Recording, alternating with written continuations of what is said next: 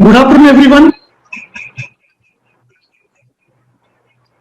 We hope you all are fine and doing well and safe with your family and friends in these tough times.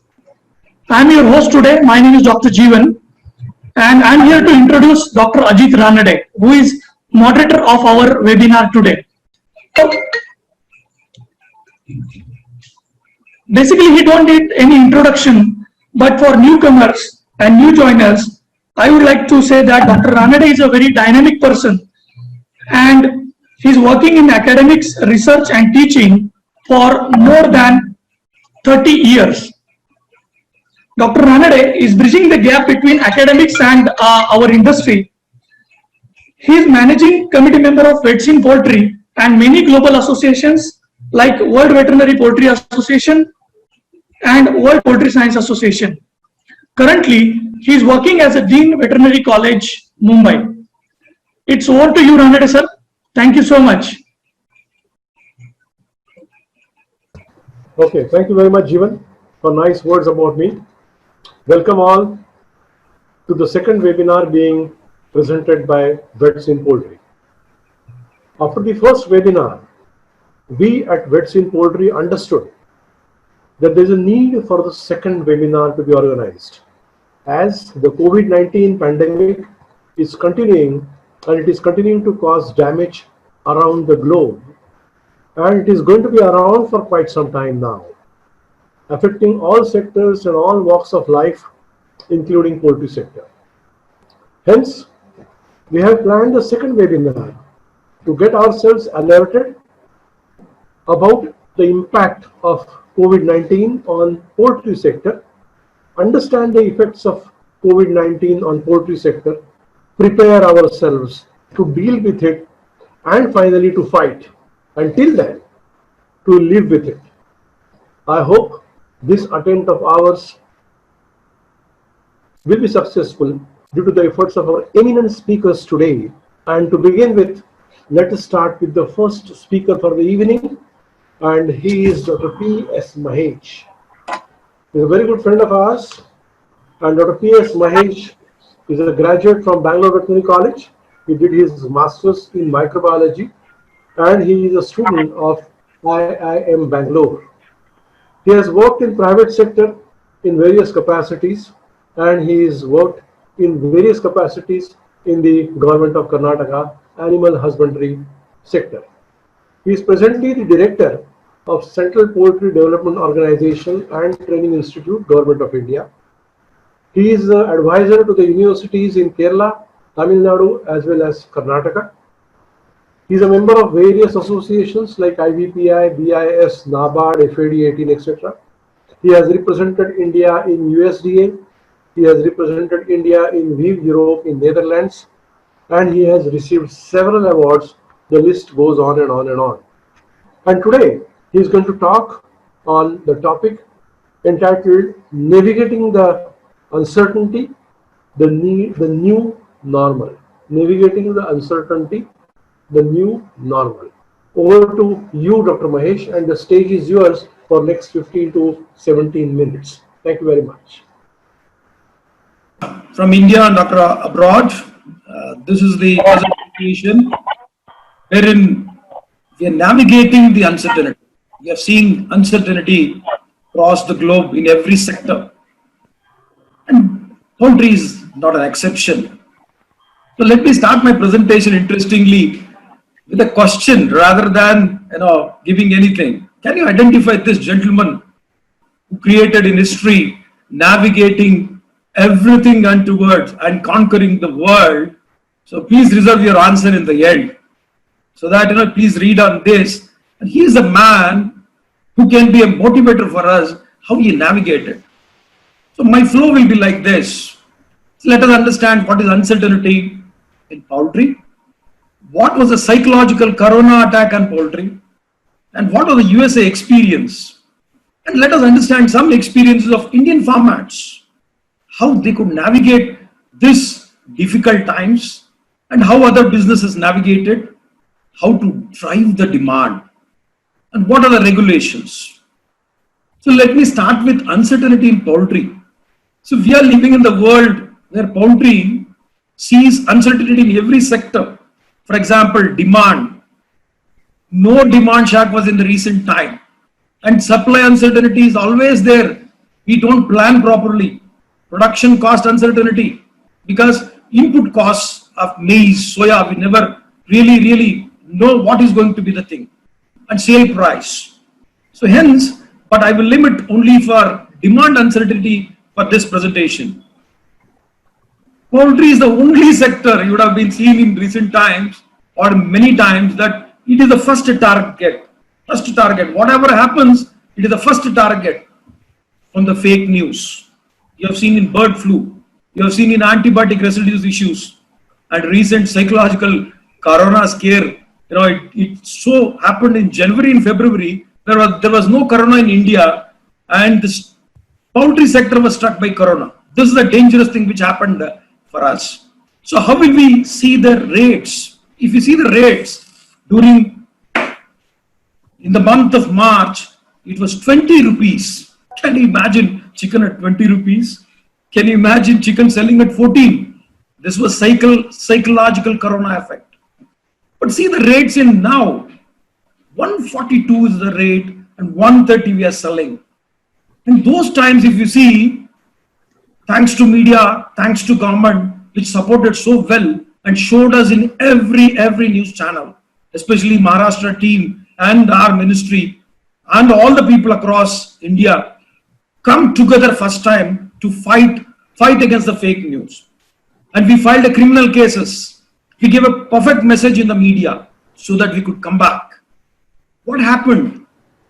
In March, our consumer confidence was shattered just by media. One social media page of Facebook or a WhatsApp destroyed really the poultry industry.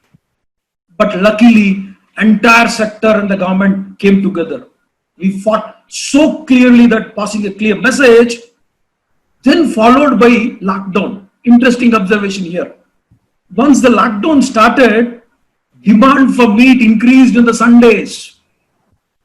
People forgot the psychological corona. Chicken became a choice for the kitchen. See the interesting observation here. Sir, where are we now? What is our sector? So how can we really see? See, I would say don't worry. Murgi tel barabar. Kacha tel malum hai na? Kacha tel is the sector in US where crude oil. At least we can have a consolation that murgi tel barabar. What happened? See the slide here. $35 in 2008, 2013 $110, $30 in 2016, and now 2020 minus $37. मतलब कोई कच्चा तेल लेने के लिए पैसा देगा. Somebody will pay you $33 to lift your oil. Similar was the position for chicken. If somebody comes and lifts my chicken, I'm ready to pay the money. What was the US experience?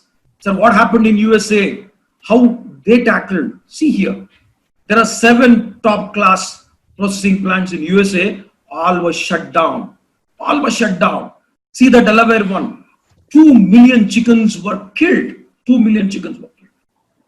But what happened was, not because of the corona scare there, people were not there. But what was the influence of the community? See this slide. They influenced the top man. Trump was influenced. This is the video you can watch in the download link. He said, we just work with meat processors. They are thrilled and the whole bottleneck is broken up. What happened? You see the food shortages in the malls, in the thing. Then they said, meat processing plants is a critical infrastructure. That means in USA, meat is an essential part. They need meat every morning, every evening, every afternoon. What is the slide?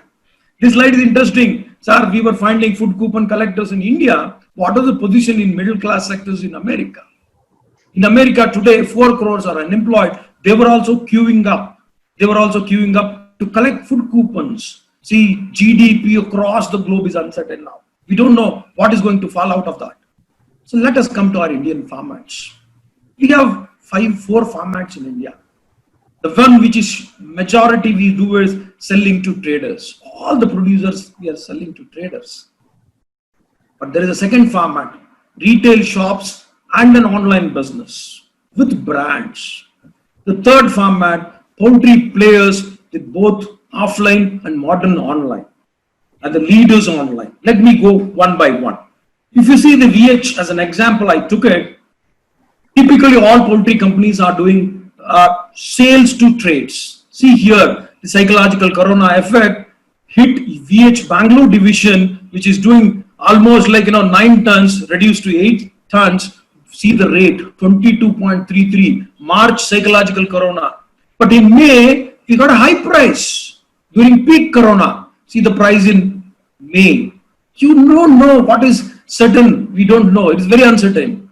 See the Sneha, the young leader Varun is now yesterday launched a new logo and a new app. See, he see here.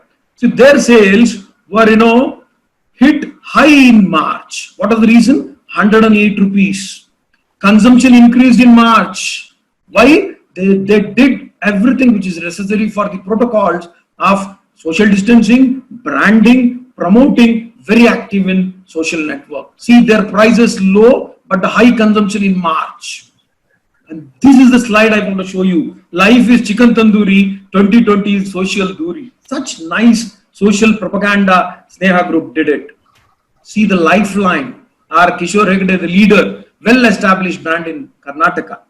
They were also affected by the psychological corona, but see the picking up of the volumes and the rate. Coming to Nandus. Nandus is a budding brand from Poultry Group. They took an advantage of hiring professionals, brand consultants. Domino's guy came and coached the team. So what is the status of them? You see the volumes almost reduced and picking up. See the price realization. And interesting observation is January online and offline are equal.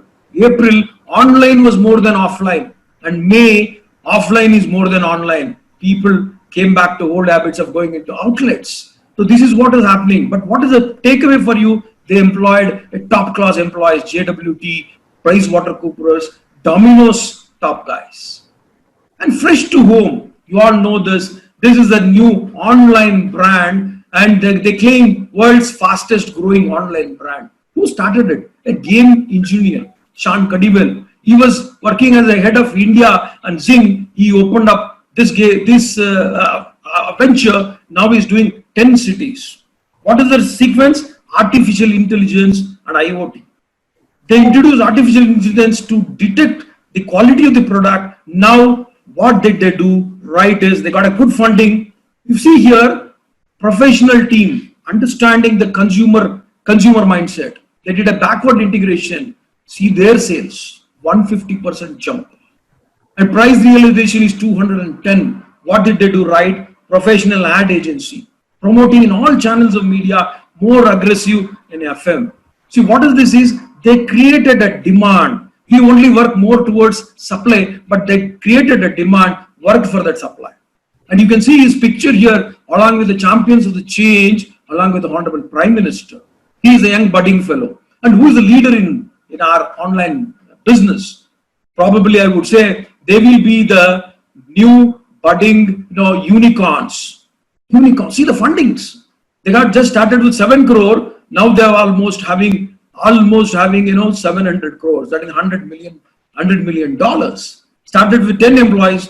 Today 3,000 employees operating in 10 cities. What did they do right? See the hiring. Santosh Desai, MD CEO of Future Brands for the strategic framework. Piyush Pandey, the global CEO.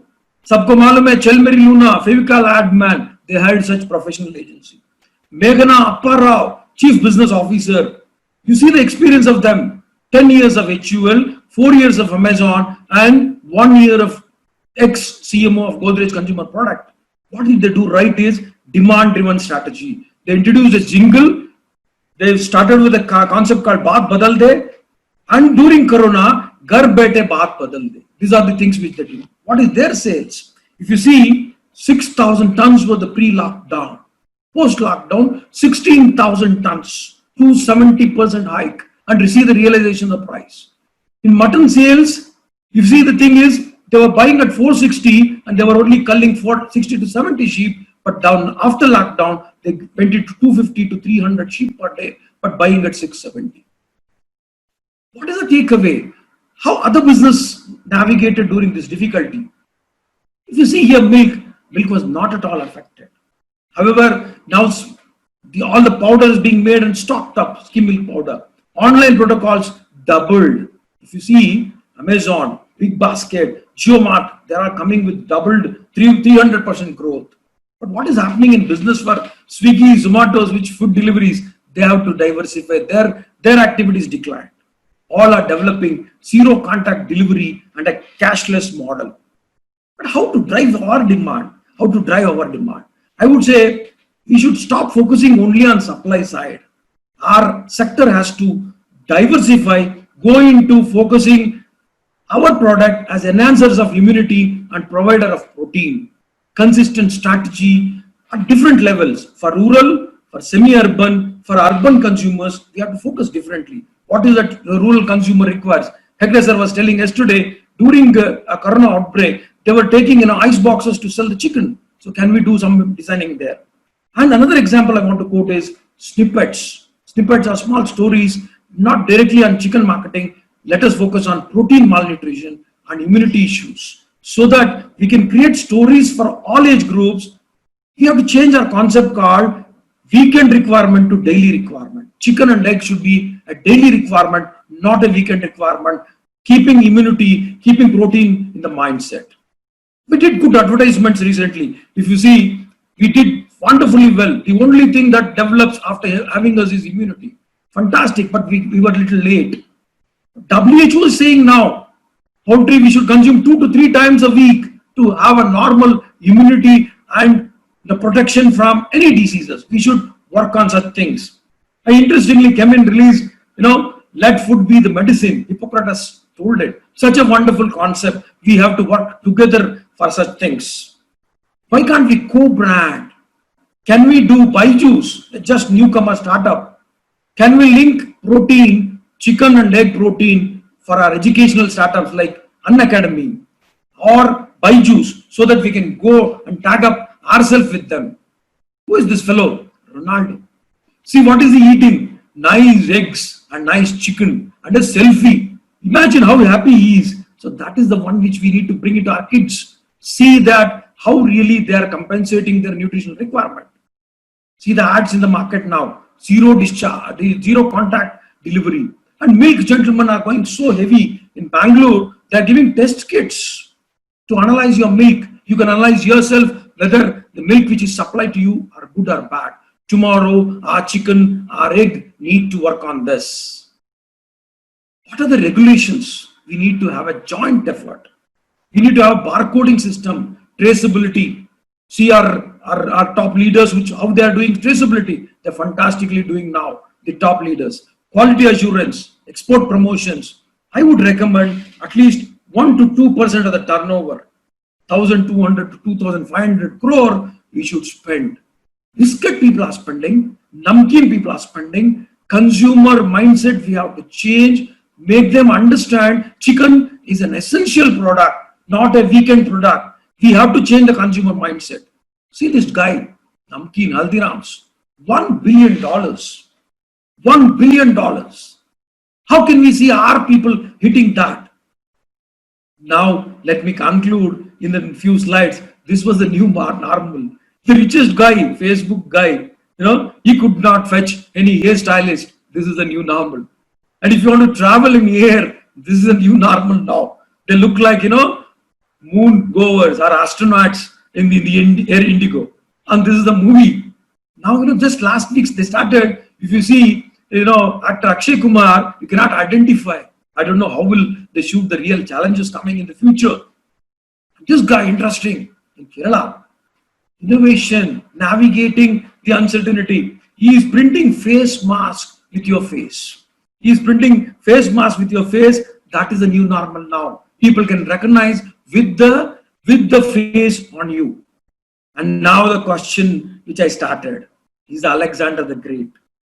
He navigated all the odds, conquered the world, never got defeated. In fact, the only Indian king who was really countered him and then stopped and he ended his Kanjur. What is the thing now? Who are these people? These are the new Alexanders. Amazon guy, Jeff Bezos. Tesla guy, Elon Musk. You all know Facebook guy. This guy, Facebook, WhatsApp, Instagram. And now this guy, Eric Yuan from China. What are we using now? Zoom tool. These are the new Alexanders. We need in our sector, there are plenty of Alexanders who have to think globally, make chicken and egg as an essential product so that we can win over. So concludingly, I would like to launch a national campaign. I coined one slogan and one jingle. Kao ande murgi subah sham, banao zindagi insured apne naam. This should be a national campaign. Kao ande murgi subah sham, banao zindagi insured apne naam. Let me take another 10 seconds. Sing with me a jingle which I have written. Both the slogan and the jingle I have written. Please sing along with me.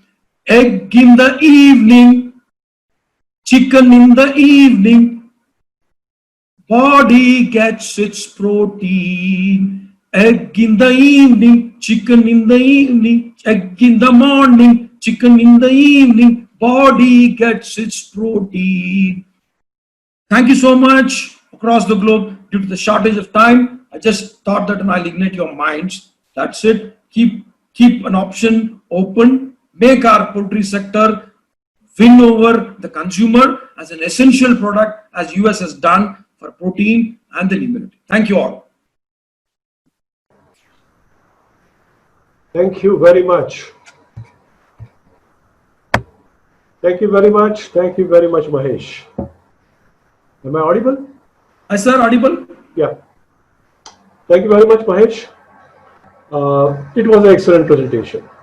Khao ande murgi subah sham, banao zindagi insure apne naam, and the jingle with which you ended the talk, really fantastic. You really showed the way, how we now should navigate, how we should go ahead by quoting so many examples of so many stalwarts, who have navigated in difficult times, and basically what needs to be done in the poultry sector. That's something which you mentioned.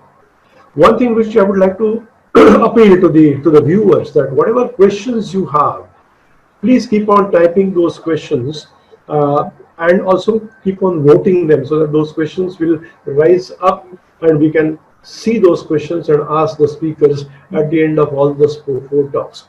So thank you very so much. We have decided to take all the questions together after all the four speakers finished their talk, but it was an excellent presentation. Thank you very much. Thank you, sir. Thank you, sir. Now I have a second presentation, and taking the same string which Mahesh has already introduced to us, is about how to go ahead, how to navigate, and what all new things can be done. So we have a second speaker, K. Kishore Kumar Hegde, who is the chairman and managing director of Lifeline Feeds India Private Limited. Now Kishore Kumar Hegde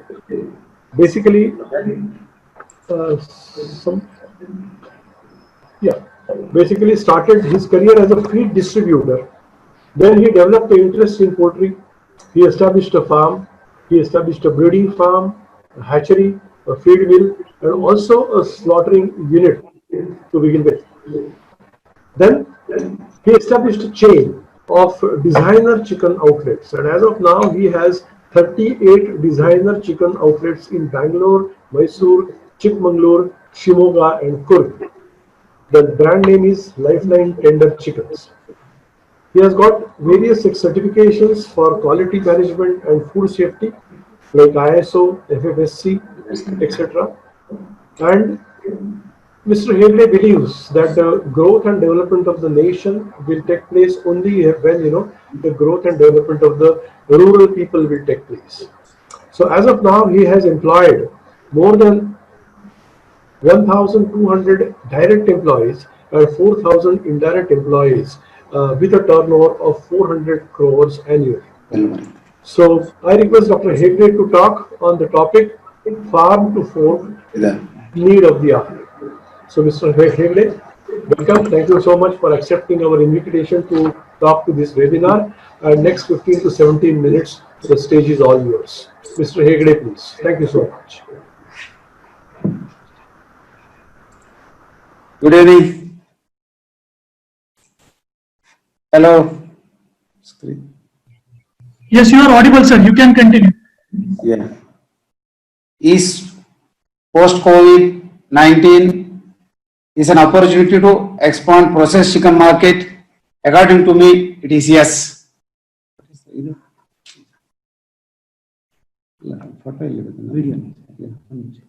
On hygiene among public is very high. This is the right moment to appeal to consumers about processed meat.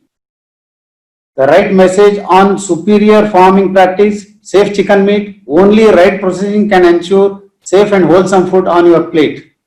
Because of food safety and people's expectations from the environment safety also, as well as the other safety sides like the higher the quality of the meat, all that things, this is the right opportunity to go for processing plant. But as on today, people have to get ready or plan. Not today, nobody can venture, but later stage definitely we can well prepare for all that things. But what was your inspiration to start retailing the processed chicken? Our desire is to provide healthy and hygienic chicken to the consumers. We are all very good in producing chicken, farm level, breeding farm level, hatchery and feed mill, all that things. Finally, it comes to the consumer. The way of selling the chicken is so bad. That's what we thought we will start our own retail with very hygienic way. Then definitely consumers want to buy the fresh and tender chicken, very hygienic way. And these are all the experiences. Initially we faced some hiccups, but later stage it was very encouraging. Then we are confident our growing systems. We wanted to reach food from our farm to consumers, plate directly with the promise of freshness. Hence we started our journey in processing and retailing. What are all the hurdles and difficulties we faced in processing and processed food marketing? How do we overcome them? Definitely in processing, initial investment is really high, establishing cold chain, storage and retailing also really difficult, because in front of live bird shops we have to compete. The price is always different. We have to create more awareness to the consumers, as well as the biggest challenge is bankers. We have to convince the bankers, because selling a chicken, live bird, it costs you hardly 15 to 20,000 or maybe lakh for establishing a shop. The same processing plant, the investment comes to more than 30, 40 or 50 crores sometimes. Then establishing retail shop is a different story. Supply chain management is a different story. And the final thing is the convincing in front of the retail butchery shops. It is so difficult that we have to go extra mile for convincing consumers. But in the meantime, Indian housewives' cooking practice and use of turmeric and salt marinating, all that things problems we solved. Then in the meantime, price fluctuation in wet market was fringe impact on processed chicken sales.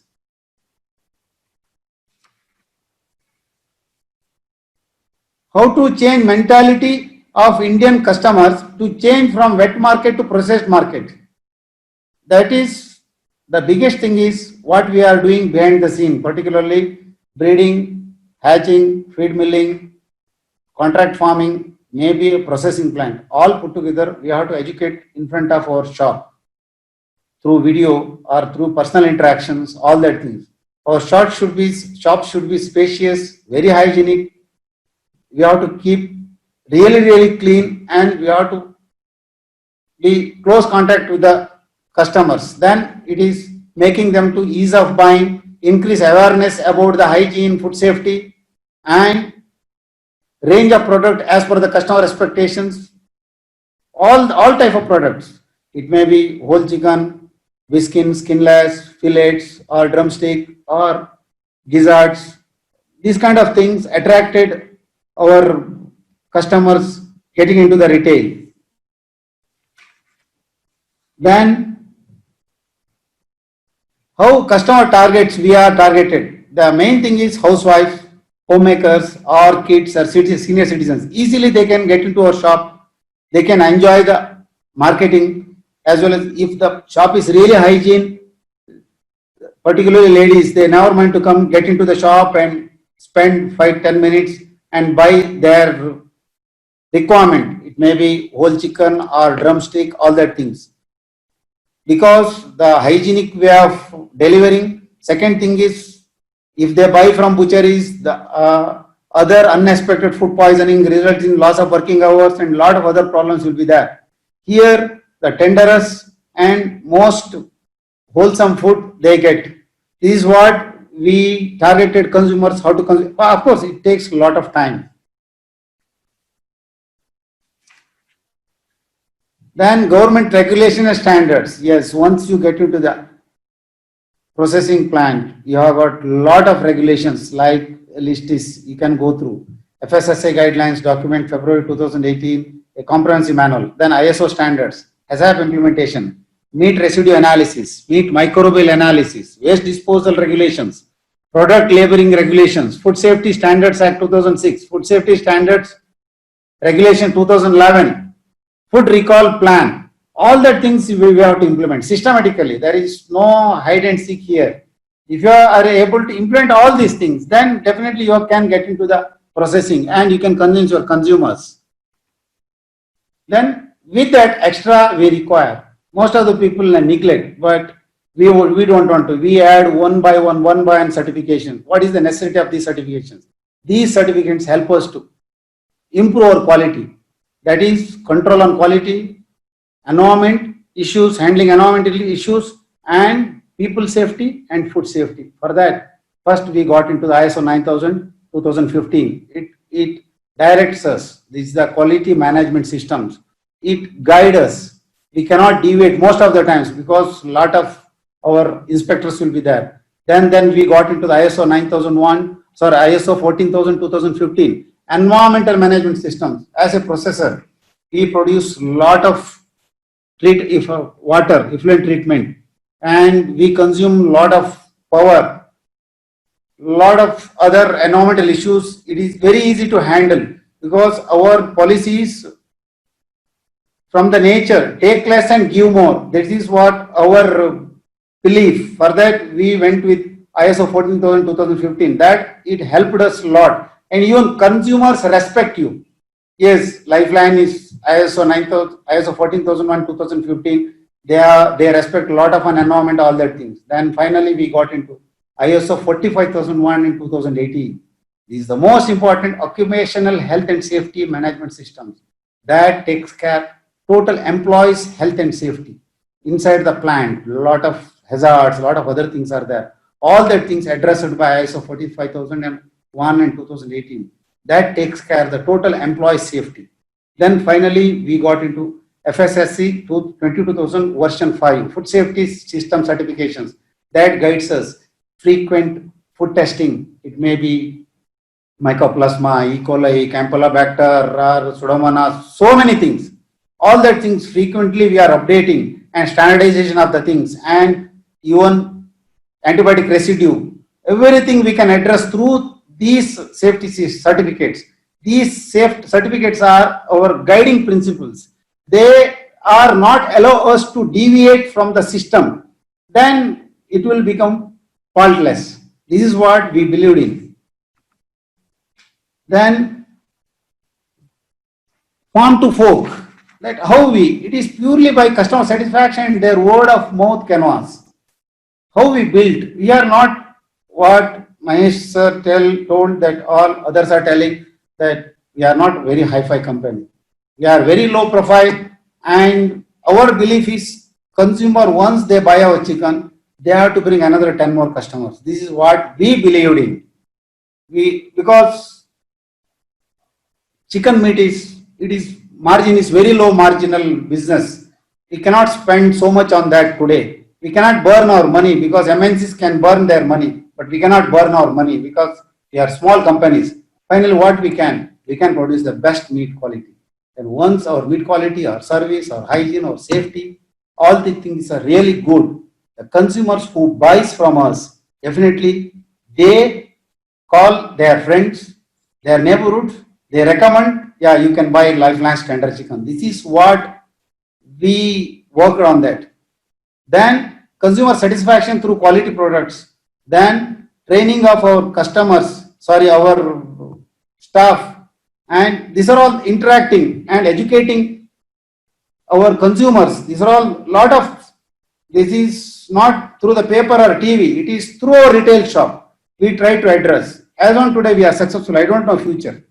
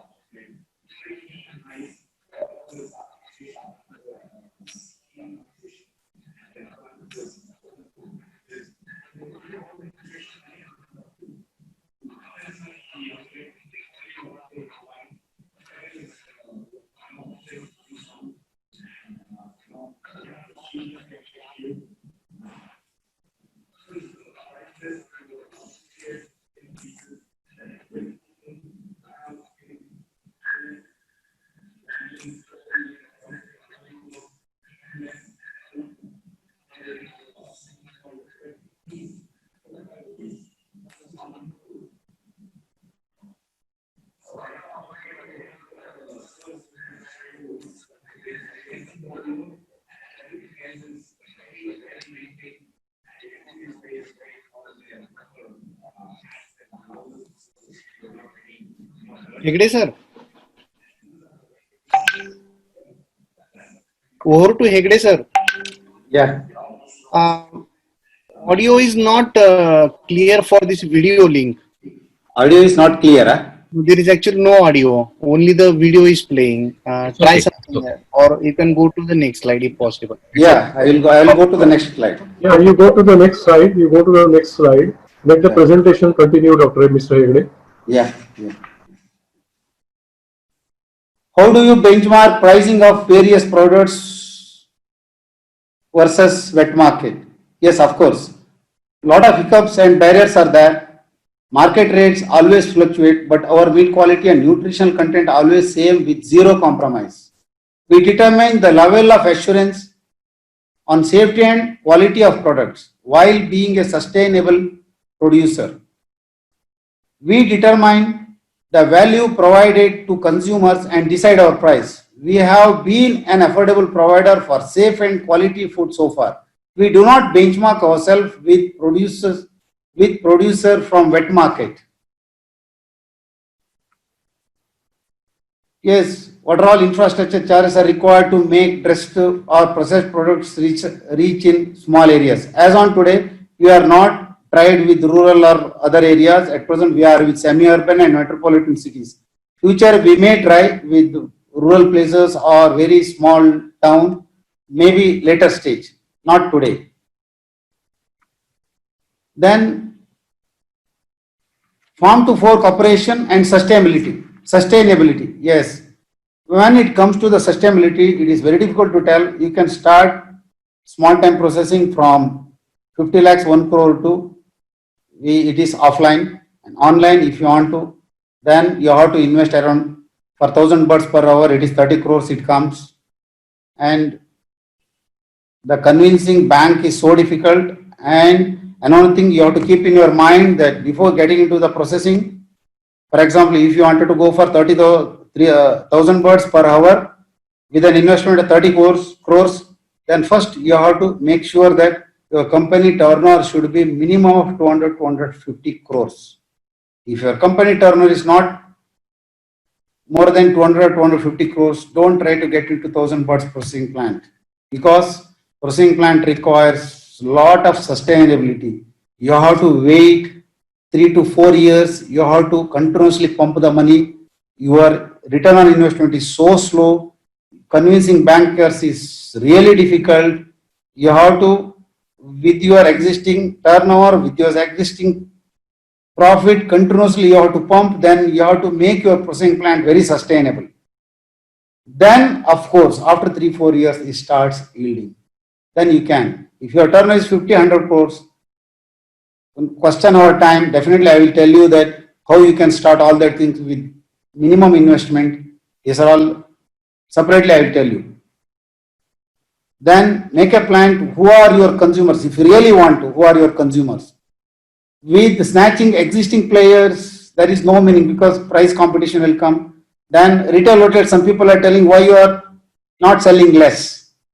If you want to sell less in your retail shop, then what is the necessity of establishing your own retail shop? Just at present you are selling through a wholesaler, sell that one only. Because you wanted to brand, you have to give the quality product and you have to make little money. That is a different vertical. Retail is a different vertical. You cannot club with your integrations. What you are selling there, here also you are selling, but with extra price. Then only if you have got that kind of strategy, definitely you start retailing. Then the sustainability, another one thing is, I already told, build your plan for sustained long-term player in a market and passion of consumers. One is your long-term planning. Second thing is you are passionate to attract the consumers. It is a continuous investment, continuous innovation, and it is 24/7 job. If you are ready all that things, then definitely you can go with the processing plant.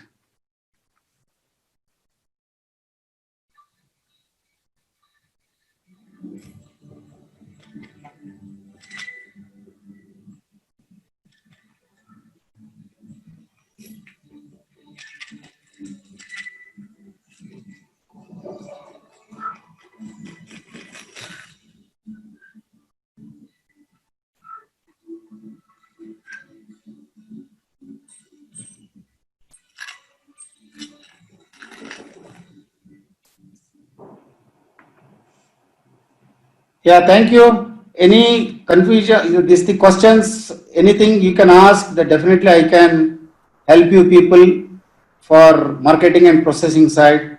Thank you very much. Okay, thank you very much, Mr. Kishore. It was very nice listening to your experience, and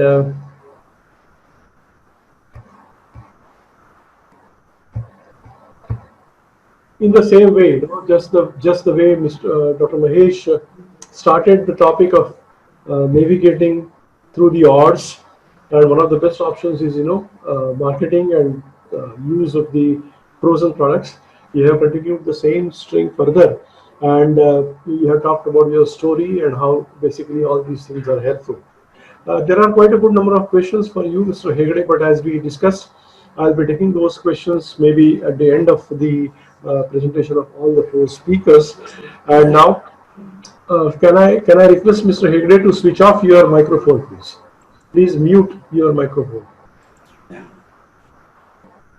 No, not yet. Yeah, thank you. So, by talking, you just mentioned that convincing the bank people is very, very difficult. It's the same case in any part of any sector of the poultry sector. Not only processing, but right from establishment of the farm also, we find that convincing the bank people is extremely difficult. And in this particular scenario, we always have to take the help of the professional people in this field. And today we have invited one professional uh, person, or rather a professional chartered accountant, to talk to all of us about the aspects which relate to the bank, basically. So now, let me call upon the next speaker, who is a chartered accountant by profession, Mr. Nikhil Patankar. Mr. Nikhil Patankar hails from Satara. He did his schooling from Satara and finished his commerce graduation from University of Pune. Then he finished his chartered accountant's examination. He is the fellow member of he's the fellow member of Institute of Chartered Accountants of India. He is a law graduate from ILS Law College, Pune, and he also has a diploma in Information System Audit, that is DISA, by ICAI. He has started his career with Ernst & Young, which is one of the big firm amongst the 4 big firms in the country. And for last 10 years, he has his own firm with the name Nikhil Patankar and Associates in Pune. And he is very, very well connected and associated with the poultry sector. He knows the intricacies, the ins and outs of poultry sector, and how to approach the bank, rather how to help the poultry farmers or the poultry entrepreneurs to approach the bank. He has been doing that for quite some time now. And today we have invited him to talk on, the financial assessment of poultry business and approach to the banks, especially in this current scenario of COVID pandemic in the country. So may I now request Mr. Nikhil Patankar to give the idea about how to deal with this particular situation and overall financial management of the poultry sector in these difficult times. Next 15 minutes is for you, Mr. Patankar. Yes, thank you.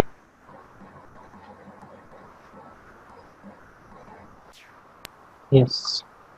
Am I audible? Yeah. Yes, you are audible. Okay. Thank you, Dr. Anande, for the kind words. So I'll be speaking with respect to the financial assessment of a poultry sector, and I'll be going through. Just a moment, I'll be sharing the screen. Yes.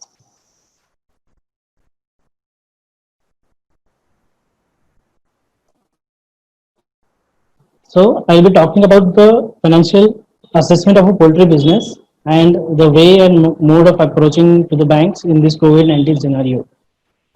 I'll be mainly focusing on all these topics during the discussion. It will be comprising of financial health of a business, the financial risks which are involved, then financial planning and the working capital management, which is an essential part of this poultry sector.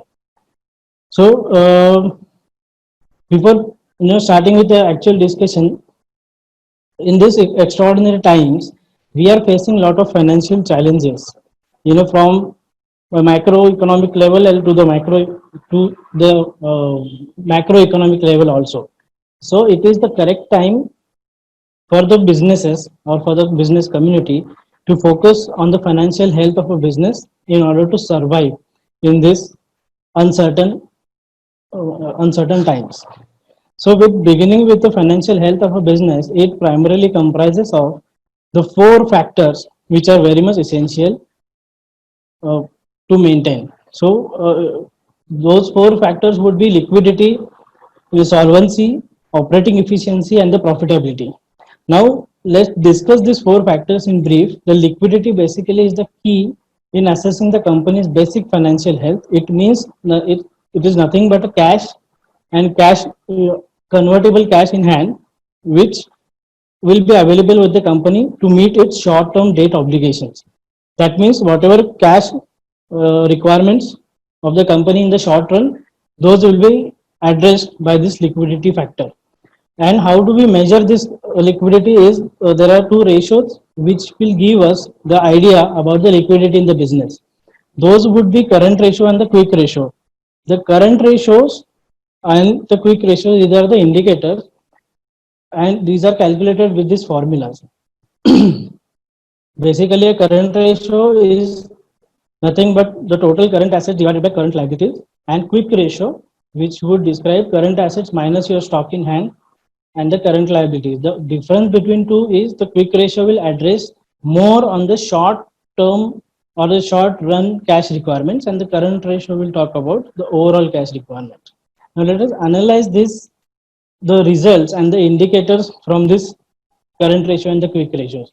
If the current ratio is less than 1, what it indicates that there is a less liquidity available in the business.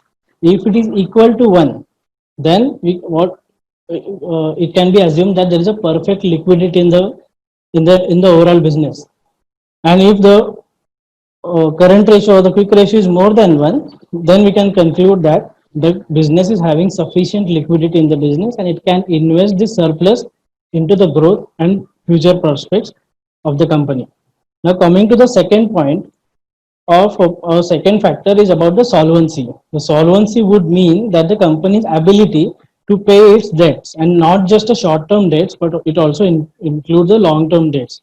So therefore, solvency ratio is considered or is calculated on the basis of debt to equity ratio. The debt to equity ratio is nothing but it is a measurement with the debts, or what you can say in layman's term, the loans which are borrowed or the borrowed money to the shareholders liability or the capital of the business. So what does this debt and equity ratio implies is that if there is a lower debt to equity ratio, which means that the operations are financed by the shareholders of the company, that means the owners of the company, and not by the creditors. Or debt equity ratio will indicate the company's whether the company is functioning on the financing the investments made by the shareholders or the investments or the bank finances. Now coming to the next point, which would talk about the operating efficiency of the company. That means if a company's operating efficiency is to be measured, it will be measured in terms of the gross margin. The gross margin will indicate that the company's management has been able to control the costs. So that would give a confidence in the eyes of the shareholders or in the eyes of the bank or the financiers also, that the company is being managed in a proper way. And when it comes to the last factor of financial health, which is the profitability, because liquidity, solvency, and the operating efficiency, they are all important. But when you are evaluating a company, its profitability is going to matter at most. So even the profitability ratios will also talk about the functioning of or the financial health of any organization. So if the result or if the net margins or net profits of the company are between these 0 to 1%, then it would give an impression that there is an uncertainty with respect to the profitability of a company.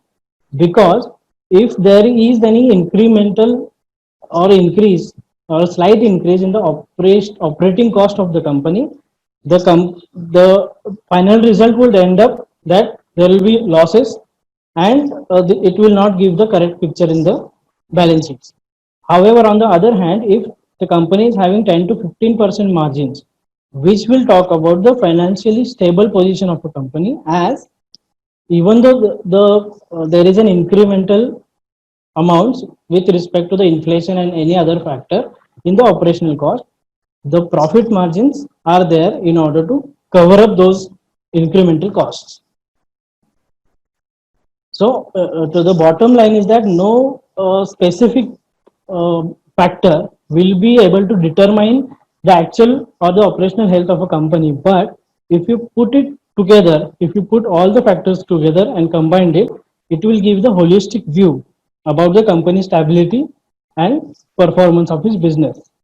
But when we are talking about the performance and company stability, it is always better and it is always advisable to understand the risks which are involved in the nature of the business. So as I think Mr. Hegde already stated what kind of risk or what kind of uh, uh, challenges they were facing while establishing their business and growing their business. These are categorized as the business risk because the basic inherent risk in the business they will be talking about the it will be depending on the functioning of those businesses. Now, when we come to the financial risk, because the risk assessment is a very vast concept, and it will not be able to, we will not be able to talk about it in entirety. So, we'll go to directly go to the financial risk which are involved because we are mainly talking about the finances. So, considering the poultry sector, the financial risk is depending on the money inflow and outflow, and we can categorize this financial risk in four types in the following four types, which would be defined by the market risk, credit risk, then the liquidity risk, and the operational risk. Let us understand these risks in a bit details. What you can say about the market risk? As the name implies, the market risk is that whenever the response from the market, which I think Dr. Hegde also specifically mentioned that the fake news or the rumors that affected poultry in the most dangerous way rather than the lockdown period, because in the lockdown period actually the demand for the poultry or the demand for the products of chicken and other products were high. So that is the market response. So what are the risks involved in that? If there is a change in the consumption pattern of the customer, if there is a low demand in the market, now how do we control that? So in order to control that, like they already mentioned that they have started with ad campaignings. Then the government also started, supporting all the poultry sector and the uh, uh, people involved in it. That has created a mindset in the minds of consumer to go and purchase the poultry products. So these are the controls which are needed for a specific business when you are dealing with the market scenario and the market responses. Then we come to the credit risk. Credit risk would be talking about the possibility that you will not you will not get money because somebody else performs the terms of contract. That means if you cannot recover the money from your debtors, you will be having the credit risk, because the as the poultry sector is mainly following the working capital model, your entire amounts or your entire placement will depend on receivables from the market. So therefore it is very important for the people involved in this poultry sector to maintain this credit risk and maintain the sufficient cash reserves so that you will not face any difficult situation while there is low recovery or there is no recovery of debts, which we might be facing right now because of the lockdown and uh, you know economy is getting down. We might face this problem. However, as poultry business is normally it's a business over the counter, so there are very less chances of bad debts happening in this sector. But it might be a delayed recovery. It may not be a bad recovery, but it might be a delayed recovery. Then when it we come to the liquidity risk, liquidity risk is nothing but it's a funding risk. That as we have seen that many responses from the stakeholders that it is very difficult to convince the bank. So this liquidity risk will address that. If there are, you have to understand what are the cash flow requirement of your business, and accordingly plan, prepare, and approach to the financial institution with respect to your cash flow needs. And then the last part of the risk is the operational risk. Operational risk will cover the businesses running of the business, all the risks which are associated with the running and maintaining of the business.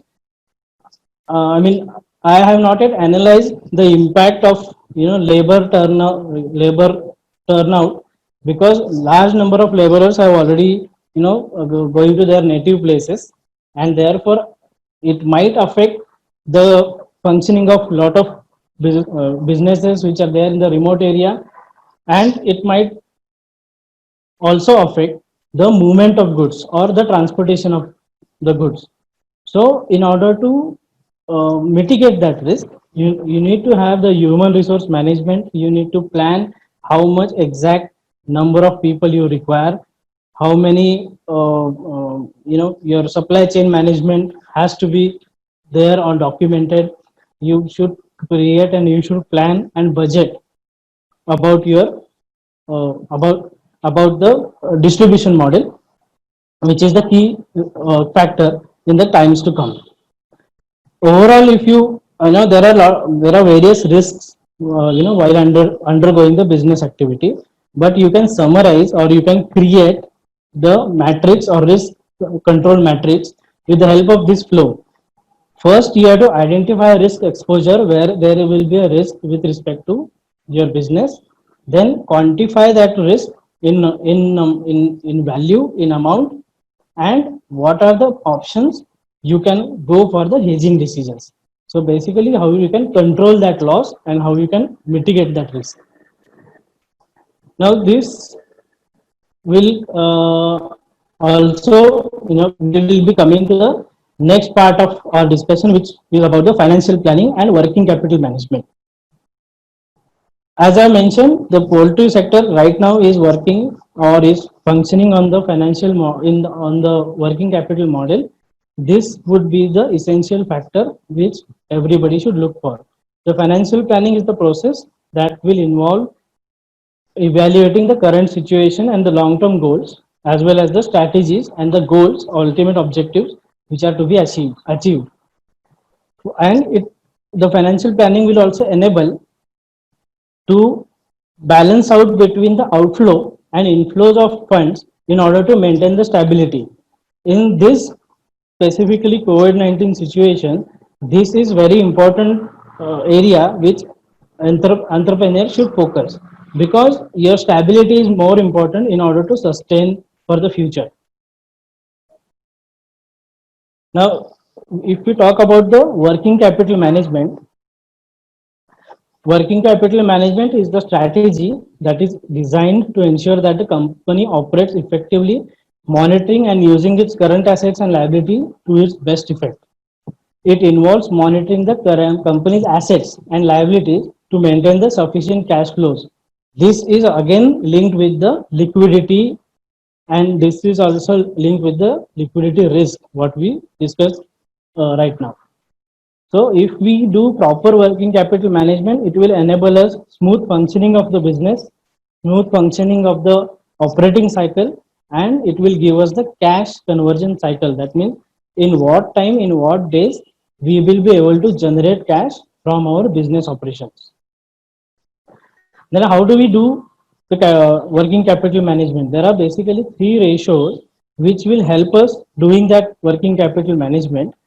This, which we already discussed about the current ratio, that means monitoring your current assets and current liabilities, and the indicators to show that whether you are going or whether there is a cash requirement on your hand. Second point here is the collection ratio, which talks about the average number of days which are required for your recovery of from your debtors. But I think in the poultry sector, as it is, over the counter sale, this would not affect much because there are less, as I mentioned, there are less bad debts, and there can be a prolonged recovery of debt, but there are very much less bad debts compared to the other sectors. And the third and important part, which will be critical for the poultry sector, is the inventory ratio. Inventory ratio is nothing but an inventory amount of inventory to your total turnover of the company. That will represent how much cash is blocked in your inventory. though that inventory is able to generate the cash, but it has to wait to certain time, unless it is matured, you cannot convert that into your cash and cash equivalents. So all these factors what we are discussing right now, those will be essential with respect to the fact that when you approach a bank or when you approach any financial institution for that matter, they will go through all these aspects, and what they do is that they do feasibility study of your business, and in this feasibility study they go through your right from your financial health, your risk management techniques, your control techniques, and your working capital management. So these factors have to be considered, and this will be helpful when you are basically approaching to the banks. Apart from this, the banks will ask for certain other details which are to be considered or which are to be stressed upon. First of all, they will ask for the business plan, what exactly the company is doing and what are their future goals and objectives and everything. They'll ask for the financial details of the business, maybe the provisional balance sheets, future projections of the company and everything. Many of the bankers would be asking about the CMA data. Now what that CMA data is really confusing. Even it is confusing for the professional like us, because every bank has their own structure and their own file for the CMA data, but normally in a general terms it is called as credit monitoring arrangement data. Then bank will ask about the audited financial statements, your tax returns, your uh, primary and collateral security which you will offer against the fund requirement. Then there are two important ratios which are there in the CMA data, in any CMA data or in any project reports, which is a bank maximum permissible bank finance, that is MPBF, and this is required when you are going for the working capital limit or cash credit.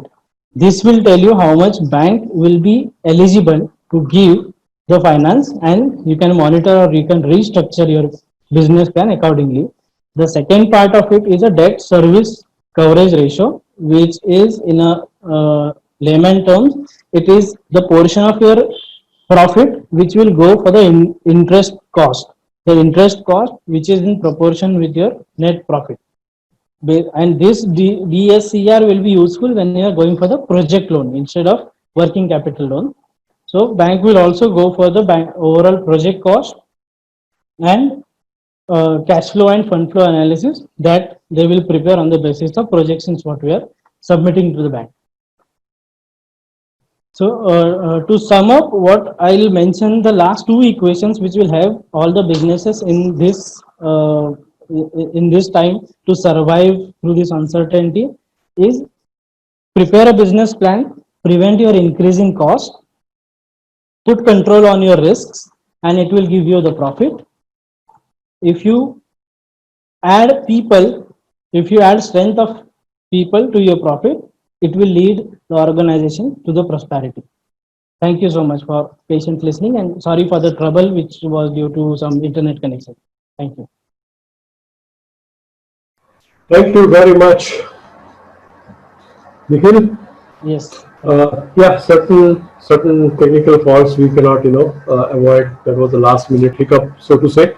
It was excellent, and especially for the people who are not very much acquainted with all these terminologies of, financial planning and all. There are quite a good number of questions. Some of the questions also I'm not in a position to understand, but still I'll try to select some of the best ones, and I'll come back to you about it little later. And we have sufficient time, not a big issue now. And now we have the fourth speaker in the line, and he is Dr. P.G. Pedgaonkar. Dr. Pedgaonkar, as most of us we know him, he is a graduate from Nagpur Veterinary College in the year 1991. He joined Venkateshwara Hatcheries, and he has worked in Venkateshwara Hatcheries in various capacities, and he has guided the farmers, right, to begin with about scientific farming and expansion. In 2001, He was the person who was instrumental in launching the contract farming concept in the entire western part of the India. It had started developing from the south. He has also extensively worked during the bird flu problem in 2006, and he has been talking to the government and trying to control the entire situation. He also attended the conference in Italy regarding the bird flu issues. He was the one who started the Nair Pullet activity with Venkateshwara Hatcheries. Presently, he is working as General Manager, Sales and Marketing, Venkateshwara Hatcheries. He is a member of the Board of Studies of our university, Maharashtra Animal and Fisheries Sciences University, which has headquarters at Nagpur. And he is also the Secretary of Poultry Breeders Association of Maharashtra. Today we have entrusted a responsibility on him to talk about the interpretation and analysis of poultry production business, pre-COVID, COVID and post-COVID era, and post-COVID glimpses of the futures for the poultry business. So how and what exactly happened, is happening, and what we expect in future. A very interesting topic and a very interesting speaker also, as well. Can I request Dr. Pirgaonkar please to go ahead? Thank you, Dr. Ranade sir, for once again introducing myself to me and also to the audience. Thank you very much. This is a new world.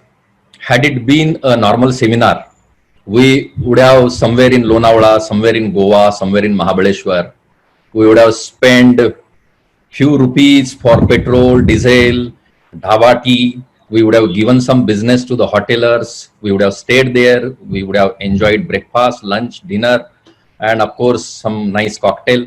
But now this is a completely new thing post-COVID. Everybody is sitting at their respective places. I am sitting in Pune, and then we are discussing, and definitely whatever business we would have given for this seminar is completely a demand destruction from the people who would have got the business. But of course, this is a new business, or what Mr. Mahesh has said, this is completely a new normal. So once upon a time, what would have been abnormal has become now a normal. During poultry farming from last so many years, or the people who were into business, one particular confidence was there in their mind. What was that confidence? We have faced bird flu. What worst than bird flu can happen to us? Of course, for them, unfortunately, COVID came, and that complete confidence or ego or whatever super confidence we were having or overconfidence we were having, that was shaken because of COVID. I will tell you, we had faced 2-3 big gluts in the industry. Unfortunately, I had witnessed all the threes. One was 1996 glut. I will tell you, 70 to 80% of the farmers who were there in 1996 have not seen the next glut which was there in 2006, and that is a bird flu. Unfortunately, 50 to 60% of the farmers who witnesses the bird flu are not there to witness this COVID-19 glut of the poultry industry. What went wrong? Why these people are not there, and why only 20 to 30% of the people who have seen bird flu are there today? I think they forgot one particular thing. I will share my screen.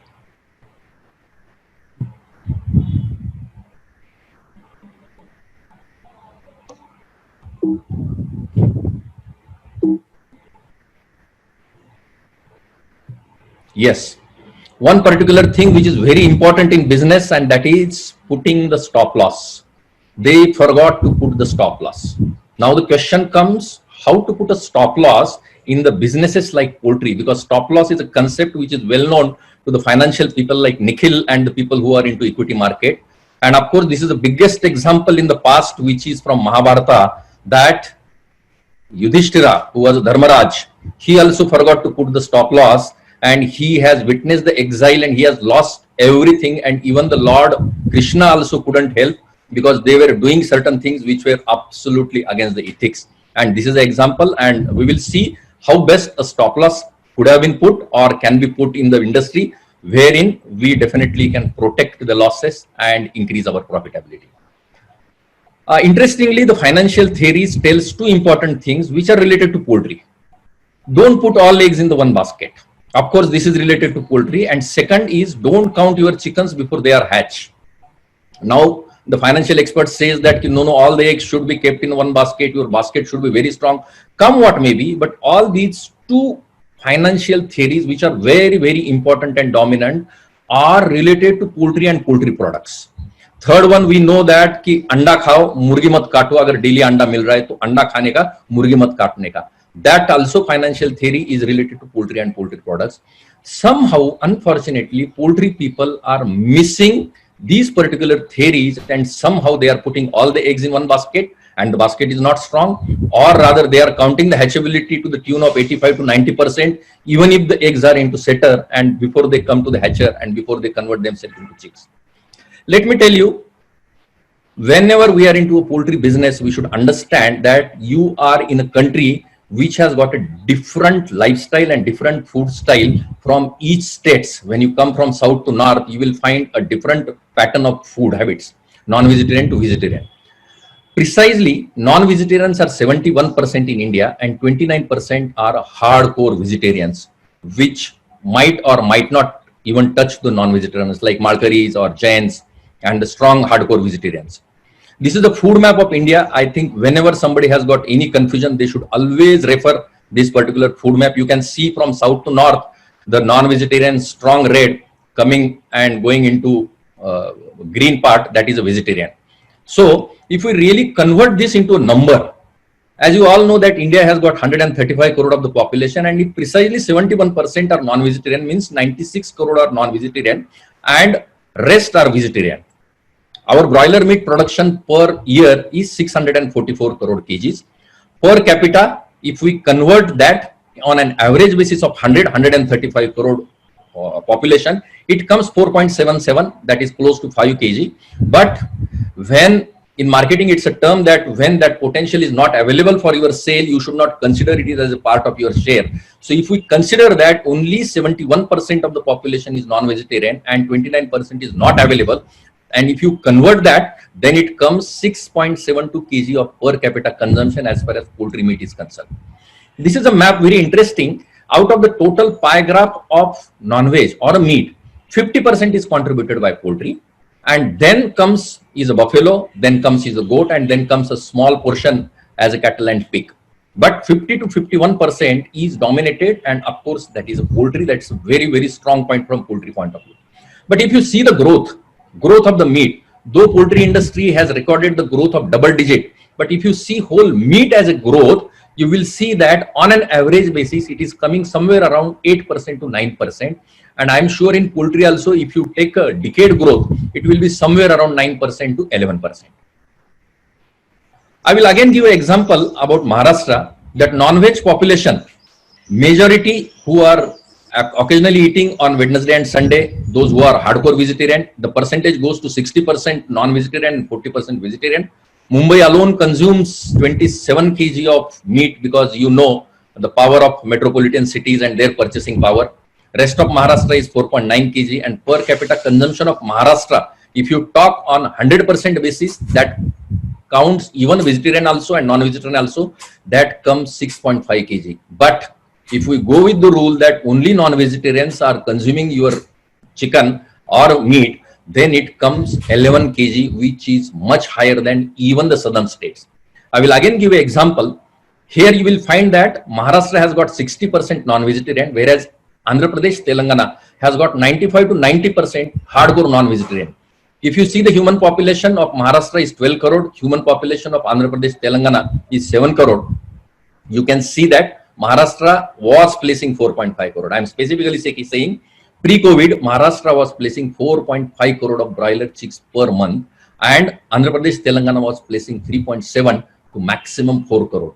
And then if you calculate that, the actual Maharashtra per capita consumption is more than Telangana and Andhra. Then again, most of the time we debate that why southern states are getting more price and why Maharashtra and western part is getting less price. The reason goes here, because the basic rule of marketing is that you have to produce as per the market demand. If you are producing more than a market demand, definitely market is not going to give you the amount unless and until you are converting your commodity into brand. Very interesting presentation was there, Mr. Hegde, I heard, and I'm really thankful for him, because I will say that processing is a new lifeline for a future poultry. We are converting commodity into brand. When you want to add any value to your product, usually is commodity is taken and it is converted into brand. Unfortunately, in poultry, we are into a wet market where we are taking a very reputed gene, particular brand at X price, and we are converting that brand into a commodity and again coming into the crowd and selling into the live market. That's a very funniest thing and interesting thing, but unfortunately, that's a fact. Marketing of poultry product, as we all know, that wet market or live market is 95% and process or broiler meat product is 5%. Only 5% is a process or value added meat, and 95% is sold as a commodity or live. And now we are into era of social distancing or green zone and red zone, and you can see that there is a big crowd in that pie graph which is shown into red. Wet or live marketing is 95%, and process marketing or the value added product who the people are selling, like Lifeline, like Zorabian, you can see that only 5% of the products is being sold as a process. And that's where you can see that they are completely social distancing, following social distancing, and they are completely into a green zone. Very interesting statistics it is. India, we are having approximately 3 lakh of broiler farmers. I'm not taking into the whole number, but let us consider that major broiler farmers who eventually are a breeder or a non-breeder, but they are having a sizable integration or a sizable farming in India. Those are approximately 2,000 farms. And out of that 2,000 farms, how many number of the farmers are there who are into processing? 50. I have rounded up, it's not even 50, but for the sake of presentation, I have rounded up, it's a 50 and it's only 2.5%. So as far as number is concerned, 97 to 98% of the farms in India are into live bird marketing, and only 2.5% of the farms are into process farming. Look at the opportunity, but as Mr. Hegde has told that it's not that easy, because marketing is a game of patience. Production, you can increase overnight. If you want to increase your production by 1 lakh, definitely because of the contract farming, unfortunately, that system is set in such a way that there is no entry barrier. This is an example. These are the 4 segments in the poultry industry right now classified A, B, C, and D. A class is a class who has got a broiler breeder. He is not purchasing hatching eggs. He is not purchasing chicks. He has got his hatchery. He has got his contract farm. He has got a feed mill. He do not sell live bird and he sells processable. This is a class which is A. As I said that it's only 2.5%. People like Lifeline, people like Zorabian, to some extent other people who are already there into this particular processing sector. So A class is that particular class. B class is having a broiler breeder. He do not purchase live chicks. He do not purchase hatching eggs. He has his hatchery. He has contract farm, feed mill. He sells live. He is not into processing.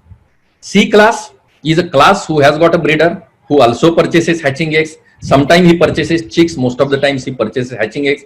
He has his hatchery. He has contract farm. He has a feed mill and he sells live bird. And D class, which is a class we call it as open market farming. Sometimes they purchase hatching eggs. Most of the times they purchase chicks.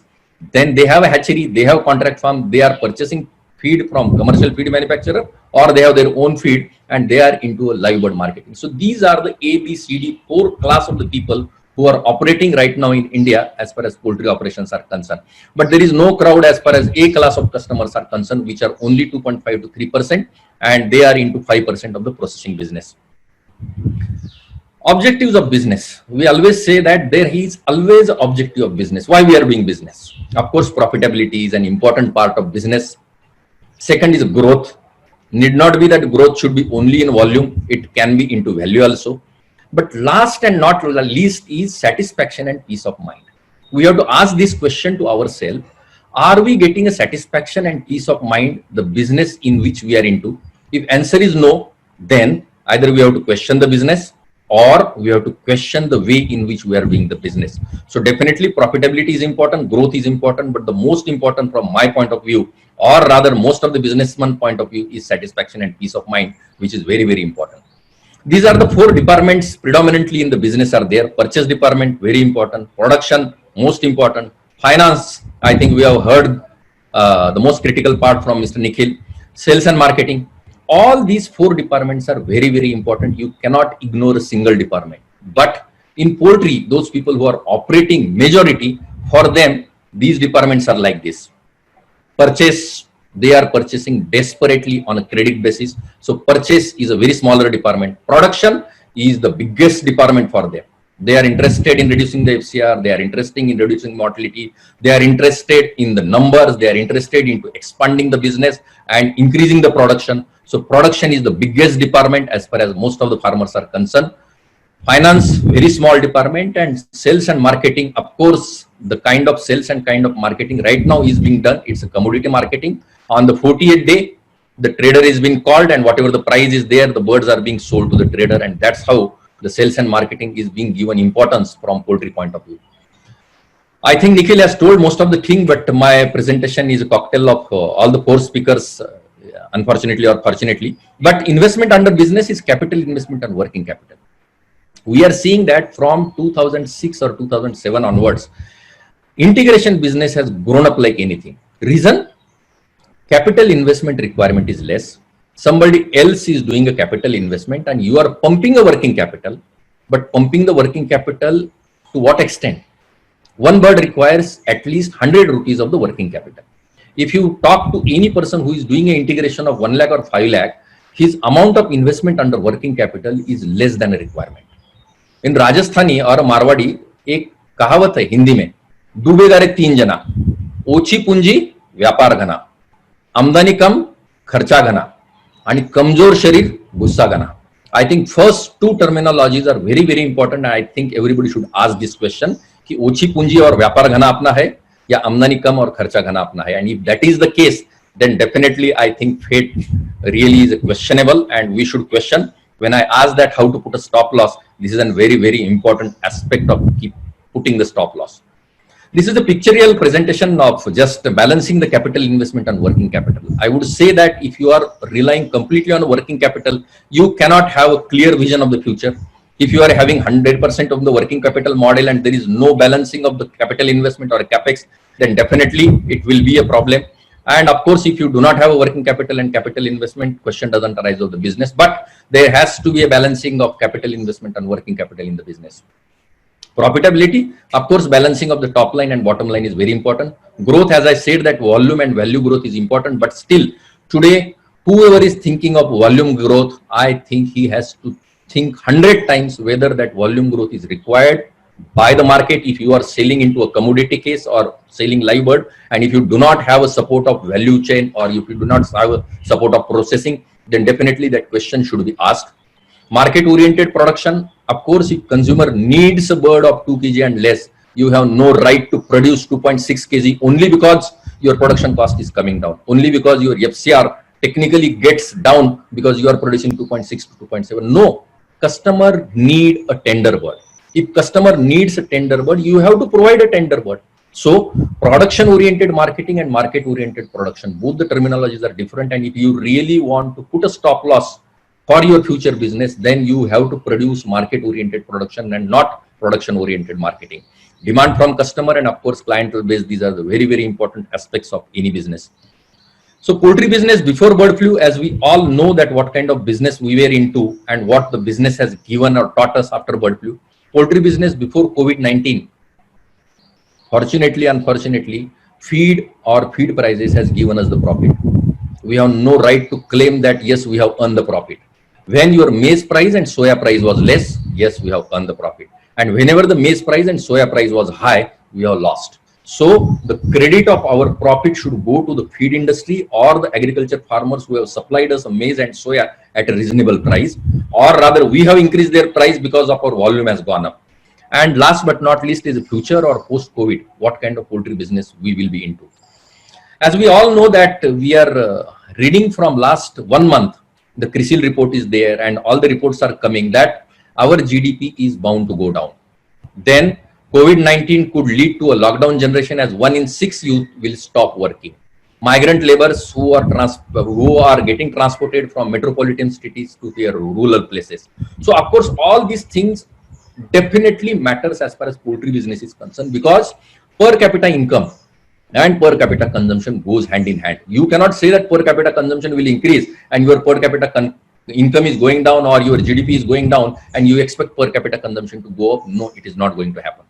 So in past, as I said, that profits were due to feed prices along with efficiency in production, of course, increased volume without considering the market demand, and desperate sales of the bird and desperate purchase of the maize and soya ingredient on a credit of 2%, 3% or 4%. Everybody is aware. Very few people are there who are into 100% cash purchase. So today's phase or present phase is to introspect our business, what kind of business we were doing pre-COVID or up to January, consolidate the volume and expansion into value addition, that is marketing. Of course, you cannot ignore marketing if you really want to be into the business post-COVID or maybe from June onwards. If you really want to into business, you have to give attention to the marketing equally or rather more than what you were giving to the production. And of course, balancing of working capital and capex and cushioning. You cannot have a business without cushioning of liquidity or cash. If we are into problem because we are not in a position to face 2 months glut period, then we have to question where and how we have earned the profit and where it is invested. You need to have a liquidity in your hand to the tune of not less than 3 months to 4 months from my point of view. I think CAs and financial expert might tell, but if you really want to have a satisfaction and a peace of mind in the business, then you cannot ignore this. You should have a working capital to the tune of 3 months or 4 months. Because when the question was asked, what worse can happen than bird flu? COVID was answered. We really don't want that our future should ask this question to us, what worse can happen than COVID-19? I think we should not be in a position to answer this, or rather this question should not come into our destiny, but we have to think of certain risk analysis. We have to think of certain negativity in future, and we have to keep that cushioning, which is very important. I think future is for those who makes their two department very strong. One is a marketing, and of course clientele base, fresh chilled, frozen, value added products is an important part. And second is a finance, that is liquidity. Remember, cash is a king. Whatever the things will happen in past, has happened in past, whatever things will happen in future, and whatever things are happening in present, you cannot ignore the importance of liquidity. And remember that cash is a king. You should have a liquidity in your hand if you really want to support your business or strengthen your business in future. Of course, this is a say, reward excellent failure and punish mediocre success. If somebody really has failed in past when his things were proper, he should not get demoralized. As in Marathi, there is a say, Reet chuk yash vaya. Suppose somebody has got a success, and if his process is wrong, his success may not be a tangible, or his success may not be last longing. But if you got a failure and if your process is correct, you need not have to worry. You are bound to be successful in future. So I think reward excellent failures and punish the mediocre successes. And that's what we also should question and find out where our business stands for. I think I sincerely thanks for giving me an opportunity to talk in front of elite audience of VIP and all the people who are sitting in nation and outside. Thank you very much. Thanks a lot from my side. Thank you. Thank you. Thank you very much. Thank you so much, Dr. Pirgaonkar. It was an excellent overview. Thank you. Rather, I would say it was a summary. You used the word that your presentation is a cocktail of all four presentations. So was the summary and the total presentation. It was excellent from your side. Now, I think we have some 20 minutes at our disposal, and we would like to take on some of the important questions. Before that, let me assure all the viewers that whatever questions we can take today, we will take today. Whatever will be remaining, those questions will be sent to the speakers. We will try to get the answers from them, and then as soon as we get the answers from them, they will be mailed to the respective people. There are quite a good number of questions and good interesting questions. Let's start from Mahesh. First question, because you are in the government, what efforts government is taking to ensure minimum problems for the poultry sector, especially in this COVID era? And associated question with that the rumors, the social media is disrupting the industry. What kind of efforts the government is taking to combat these kind of efforts from the people? Thank you, sir. Representing government on behalf of the government is with the industry. government has been an enabler and a supporter for the industry. As you always know that, we need dialogue partners from across India. From each state, they come to government and discuss with the machinery at the government so that they will support in everything. Because government is only a policy maker as per your requirement. This is, I feel that on behalf of the government. I think, government should work with industry and then take forward in a big way. And as I told in my presentation, we need three approaches. One for the rural, which is almost like 90% of the market, semi-urban and the urban. A different approach we need to work on. Thank you. Yeah, thank you. This one question is common for Mr. Hegde as well as Mahesh. Mr. Hegde, how real is the threat of US import of chicken legs? What are your views, please? US chicken legs. Yep. As on today, I don't want to worry much because even people, there is no need to worry because their leg size is so big and it is frozen. Of course, some extent, definitely it is going to threaten, particularly in food factory section. Overall, manufacturing large scale productions, I think they may buy works cheaper. As long as government of India is putting 120% tax, there is no need to worry. If government reduces the tax, customs, from 60 or 70%, definitely we are going to face little problem. But I think every crisis, I think we are going to get some opportunity. It will become more disposable. There is one more question to you, Mr. Hegde. What is the payback period, approximate payback period for the smallest broiler processing plant? And what could be the size? Yeah, processing plant, I want to tell in two ways. One is online, another one is offline. Two way you can process your chicken. Online processing plant, it will be around if you are really able to pump the money properly in time after completing the processing plant. I told already, I mentioned, minimum 3 years you have to pump the money. That money you have to keep so safe that you have to continuously pump. Then I think 3 to 4 years you will be in the profitable position. 3 to 4 years. First 4 years you have to book the loss. For that, for 1000 birds plant, don't think of if you are below 200, 250 crores turnover. If you are 1500 crores, till achieving 250 or 300 crores, don't get into the processing at all. Definitely you are going to face the problem. This is what my request. Okay, thank you. Dr. Mahesh, Yeah. what will be the marketing strategy for the small cities? Because whatever you discussed was for Bengaluru, same is the case with Mumbai, Pune and other places. What about the small areas, rural areas? What should be the strategy? I think the industry has to work out smaller portions, how we can really bring in logistics. They say now we have a gig economy, you have Swiggy's or Zomatos, that kind of a cooperative setup like Mr. Dekha has done in Madhya Pradesh. How do you ensure the reach of the people? If you can give people affordability, if you see cities, biscuits have reached, shampoos have reached. How do we reach? I take example again, Lifeline, Kishore Hegde sir has told, can we ensure ice packing and the day one supply to the rural areas, and then so that chicken and eggs are available at their doorstep with the affordability. I think the question is affordability and bringing in an idea of essentiality of chicken and eggs as a protein and for the immunity. Okay, Mr. Kishore, how the price realization differs? How does the price realization differs pertaining to the portion selling or the whole processed bird selling? Yeah, the whole processed bird, I think realization is better. Once you make it more and more pieces, you incur more and more loss. Yeah, can you just briefly tell me the percentage wise, Yeah. how much? Percentage wise around, if you portion more and more, I think 8 to 10% you are going to lose more and more. Okay. At present, as according to me, again, for example, some people requires breast fillets. Really, they want more than they pay. Some people want whole leg boneless.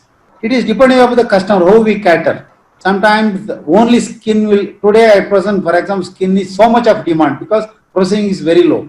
Because all processing plants are working, either not working or even 30% they are working. Skin, whatever the rate, what skin is going to be sold, like that. Okay. This question is actually for everybody. of course, barring Nikhil. But I would like Dr. Bengavar to start answering how the industry is going to tackle the changing scenario. Am I audible? Am I audible? Yeah. How the industry is going to tackle the changing scenario of artificial lab-based meat and veganism. People are turning to the vegans, and we see a lot of problems because of that in selling the products. How are we handling it? I think this question would be more relevant for the developed countries like USA and UK, wherein they have reached to a level of saturation wherein they are fascinating from this artificial meat, and basically those were the beef eaters who are turning into vegetarian. As far as India is concerned, I would say that whatever the proportion right now, we are having 70-30%. Definitely some part might convert from non-veg to veg, but at the same time, some part and next generation will convert from veg to non-veg. So definitely we will be maintaining 70-30%. But the most important thing is that mutton has become unaffordable. Slowly, you will see that this particular growing concern of organized sector is more attractive towards poultry and less attractive towards beef, towards pork, and towards meat. Goat meat. So as far as mutton, beef, and pork is concerned, definitely we can take maximum share from their pie and increase that 50% of poultry meat to the tune of 55 to 60%. And I think that will be a future strategy from poultry point of view. Thank you. Okay. Mr. Patankar, first question to you. The central government has announced such a huge package. The package is so huge that it was difficult for me to count the number of zeros put on the second, on two. Nothing for poultry. What is your opinion about it? Yes, the Ministry of Finance has announced that package, and it will be, for your understanding, there are 13 zeros to 20, so it will be 20 lakhs crore. The mainly what I think is, government is looking for, instead of giving direct benefits or direct transfers in the hands or giving subsidy, they are going for more liquid or support in form of liquidity. So they have announced around for the MSME sectors, and they are going for the there are around 50,000 crores additional funding which is going into the fund of funds, which is again managed by the SIDBI bank. Also, with respect to the credit guarantee fund, there is an additional contribution which has been made in order to supply the existing loans and give them the unconditional or give them the credit on the basis of additional credit guarantee by the government. Okay. One practical question in view of what Mahesh spoke or what Mr. Kishore spoke. In the current scenario, will the banks will be ready to invest in the processing plant? And if yes, what would be the requirement? Quickly. The banks will again, that what I've explained is, they will again analyze their business plan, they will analyze the profitability, and of course they will go for the business trends also.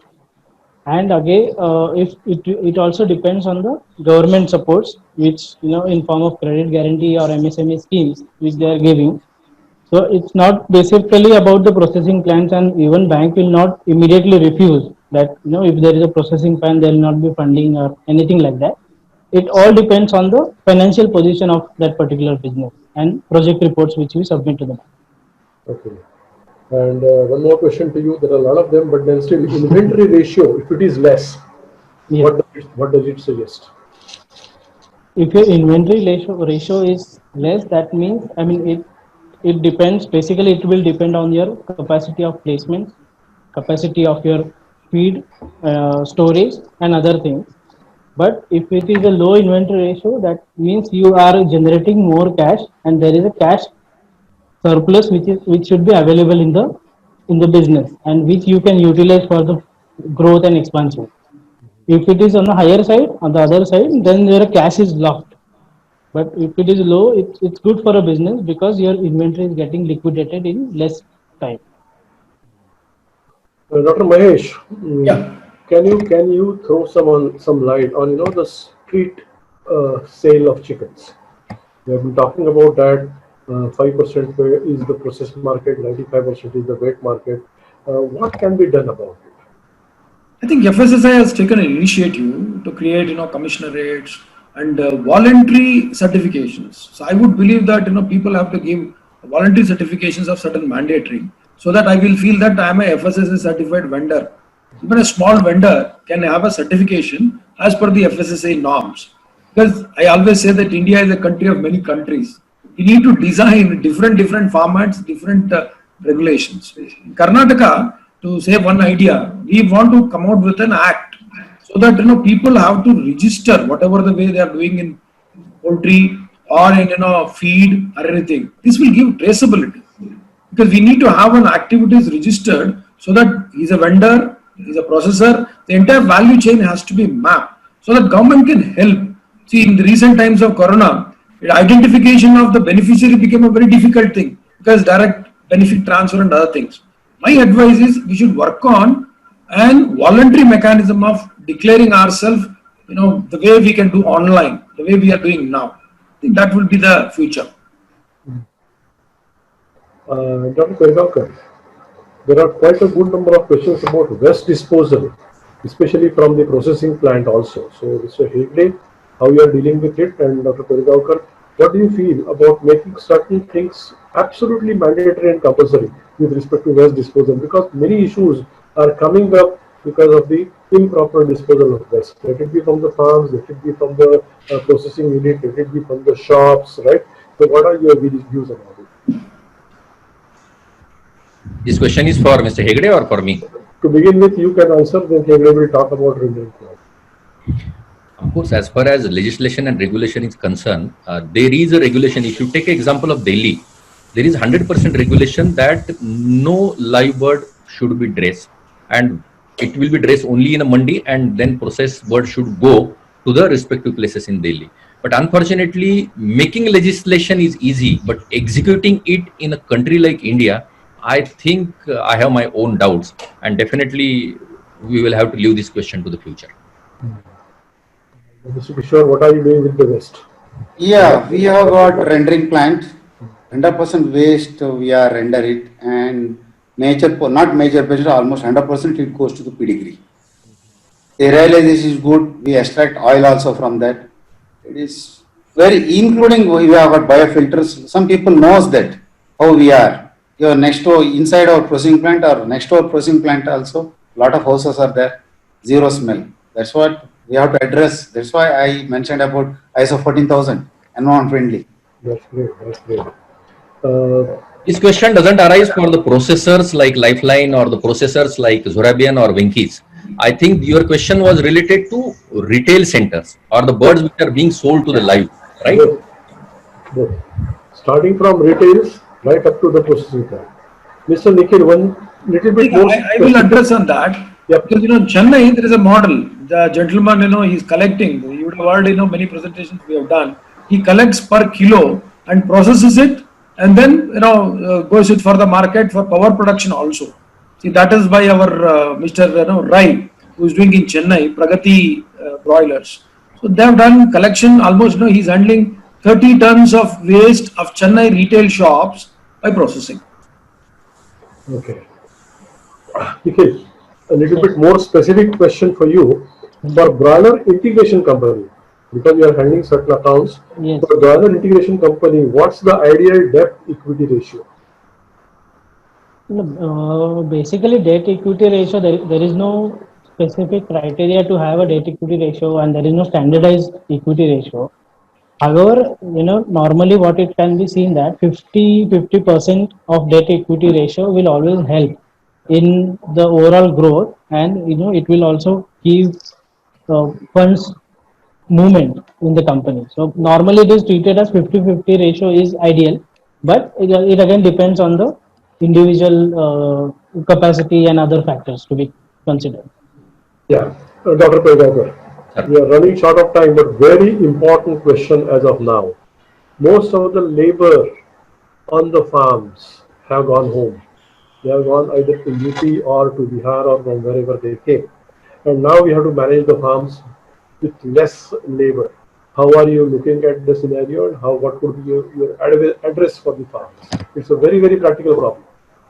It's a very challenging problem for not only our industry, but for almost all the industries, Very because true. migrant laborers are getting migrated from Pune, Mumbai, Nasik, and Aurangabad, cities like this.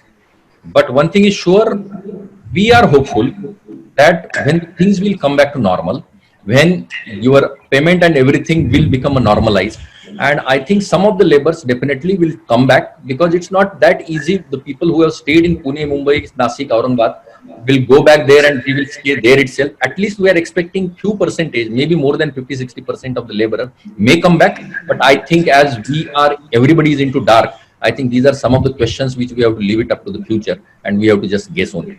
So we hope that positively the things will turn out after Diwali. Yeah, wait and watch. That's the policy we have to adopt. We have just 1.5 minutes left. I would like to sum up.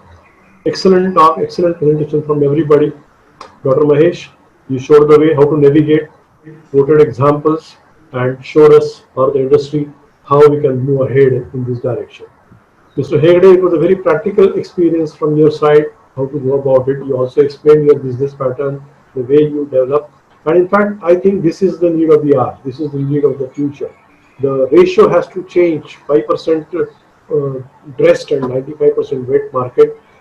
As that particular ratio will keep on changing, the industry will grow further. In fact, that's the only hurdle, I would say, for the further rapid growth of the sector as on today. Mr. Patilkar, nothing to comment, only a request. Keep advising, keep guiding our country people how to deal with banks, how to approach with the banks, and just help them in finding out the best possible options for their business. And Dr. Pedagaukar, absolutely fantastic. You are ready with all the answers, so to say, and that's the need of the hour. Everybody has got different problems. We also believe that many things cannot be answered as of now. We'll have to wait and watch. We'll have to keep updating ourselves. We'll have to keep ourselves in touch with each other, talk, discuss, deliberate on all the topics, and then exchange the ideas. And that's what the theme was. We need to awake. We need to get up. We need to be aware of the situation. We need to prepare. We need to understand, and then start living with COVID-19 till we completely overcome that COVID-19 scenario. And as you rightly said, it may take about 4 or 5 months, or at the most 6 months down the line. So for 6 months, you'll have to adjust with the situation, keep a wait and watch policy, mold yourself, adjust yourself in the manner in which it is expected at that particular point of time, and do best what you can. I think this is the message which this particular webinar could pass on to the poultry sector. Thank you all the listeners for attending the webinar, and over to you, Mr. Jeevan, for the rest of the part. The last part of this session, which I'd like to special thanks by heart to all of our EC members. The most thankful to our beloved President Dr. Ajay sir, who is always on front and backing us as a team and as a leader, and encourage us to do all the activities. Thanks to our Vice President Dr. VRK sir, who always gives the innovative ideas and the thoughts to bring up the subjects. Thanks to our Guru Varya, Dr. Ranade sir, and the technical advisor of the VIP, who keep an eagle eye to do all such kind of the activities. Thanks to our treasurer, Dr. Prasad Kulkarni sir, who keeps all our finance on time and in time. Thanks to our joint secretary and our technological guru, Dr. Jeevan Sonone. And thanks to our big two pillars, Dr. C.B. Patak sir and Dr. Gopal sir. They always keep the SWOT analysis of the activities and give the detailed insights. Thanks to Dr. Sujit Kulkarni sir, who is always keep the thought out of box. Thanks to Dr. Pankaj Tuktewar sir, who gives the global views. Thanks to Dr. Sachin Patil, who gives the practical insights, and the task force team, obviously. Everyone contributing a lot. Thanks everyone, buddies. Because of you all team, we are taking up the steps. Thanks once again. Thanks a lot.